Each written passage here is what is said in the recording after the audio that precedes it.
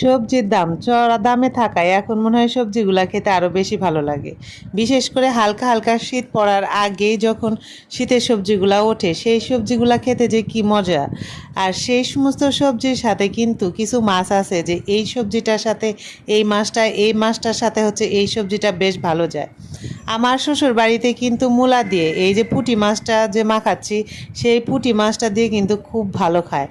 মানে আমরা শীতের সিজনটায় বেশ প্রায়ই হচ্ছে এই মাছটা দিয়ে মূলার তরকারিটা খাই, খুব মজা লাগে। তবে এই মাছটা আমি সেদিন রান্না করছিলাম শুধু বেগুন দিয়ে, আর কোনো কিছু দিয়ে নেই, তবে জিনিসটা খেতে কিন্তু খুব মজা লাগছিল। যাই হোক, এইটাকে বলে হচ্ছে সরপুঁটি, তোমরা কি বলো আমি জানি না। তবে এই পুঁটিগুলো যে আরেকটু ছোট সাইজ আছে না, মানে 4 আঙ্গুল বা 5 আঙ্গুল, ওই সাইজের পুঁটিটা দেখলাম বেশি ভালো লাগে এই সাইজেরটার চেয়ে। তবে বড় মাছ দেখতে ভালো লাগে, চোখে আরাম লাগে, এই জন্য আর কি হচ্ছে কিনে নিয়ে আসে। তবে একটু ছোট সাইজ থাকে, দাদু বাজার করছিল সেদিন, আরেকটু ছোট সাইজ খেতে আমার কাছে খুব মজা লাগছিল। আর এই সাইজের মাছগুলো কেমন যেন একটু গন্ধ গন্ধ লাগে আমার কাছে আর কি। যাই হোক, সবজি মাছ সব রেডি করে নিছি, এখন হচ্ছে একটু ভাজাভাজি করতেছি।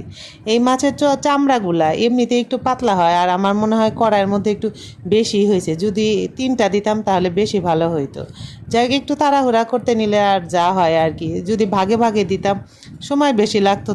তো ভাবলাম যে একটু সময় কম লাগার কারণে একসঙ্গে হচ্ছে দিয়ে নিই, একসঙ্গে দেওয়ার কারণে যা হয় আর কি। ফুলকপি আর মূলা তরকারিতে যদি জিরা ফোড়ন না দিই তাহলে তরকারিটা হচ্ছে অসম্পূর্ণ থাকবে। আর ইদানিং হচ্ছে আমরা এখন হালকা তেল মশলা হচ্ছে খাচ্ছি বিশেষ একটা কারণে। যাই হোক, আমরা এখন থেকে হচ্ছে এরকম হালকা তেল মশলাতেই হচ্ছে খাবো। তবে এই ভিডিওটা এখনকার না, বেশ অনেক দিন হচ্ছে আগের। যাক, রান্না করতে নিলেই তো দেখবো যে এটা সেটা হচ্ছে নাই, তেলটা হচ্ছে ঢেলে নিলাম। আর তরকারির মধ্যে আমার তেল অলরেডি হচ্ছে দেওয়া হয়ে গেছে, এখন আর তেল দিতে হবে না। এই যে মূলার সবচেয়ে পছন্দের জিনিস কি জানেন? মূলার হচ্ছে ডাঁটি। আর ফুলকপির আবার ডাঁটিটাও হচ্ছে আমার খুব পছন্দ। আমি হচ্ছে ফুলকপির ডাঁটিটা ফেলে দিতে পারি না, আমার কাছে খুবই মজা লাগে। তরকারি রান্নার পরে আমি যখন ভাত খাই না, তো খুঁটে খুঁটে হচ্ছে সেই মূলার ডাঁটি, ফুলকপির ডাঁটি এগুলা খাই। আর এখন যে এক্সপেন্সিভ হয়ে গেছে, কিচ্ছু ফেলে দেওয়ার মতো না।